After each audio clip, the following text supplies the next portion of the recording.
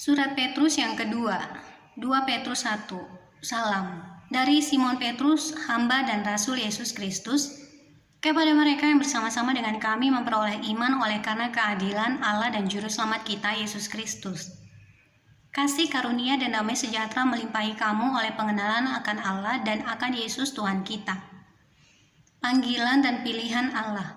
Karena kuasa ilahinya telah menganugerahkan kepada kita segala sesuatu yang berguna untuk hidup yang saleh oleh pengenalan kita akan Dia, yang telah memanggil kita oleh kuasanya yang mulia dan ajaib.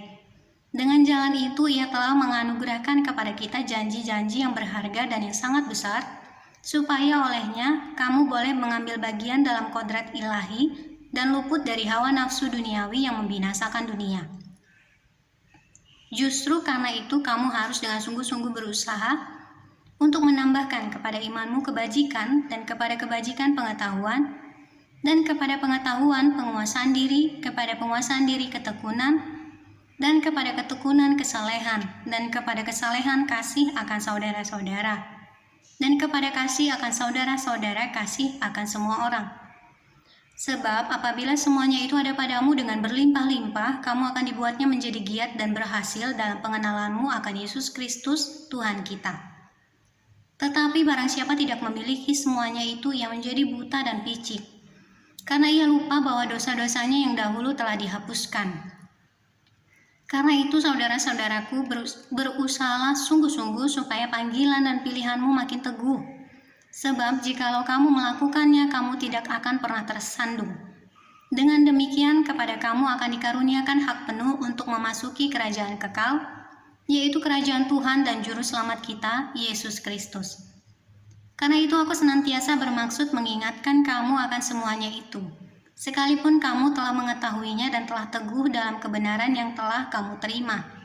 Aku menganggap sebagai kewajibanku untuk tetap mengingatkan kamu akan semuanya itu selama aku belum menanggalkan kemah tubuhku ini. Sebab aku tahu bahwa aku akan segera menanggalkan kemah tubuhku ini, sebagaimana yang telah diberitahukan kepadaku oleh Yesus Kristus Tuhan kita.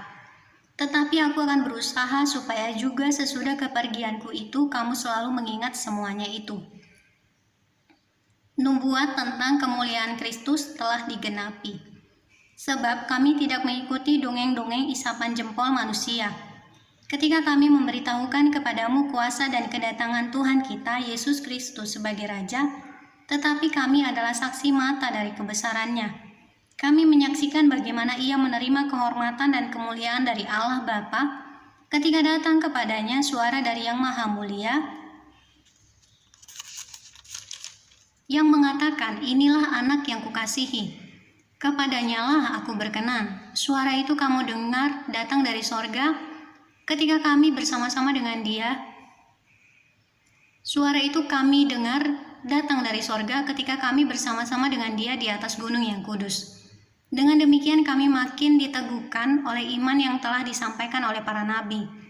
Alangkah baiknya kalau kamu memperhatikannya sama seperti memperhatikan pelita yang bercahaya di tempat yang gelap, sampai fajar menyingsing dan bintang timur terbit bersinar di dalam hatimu.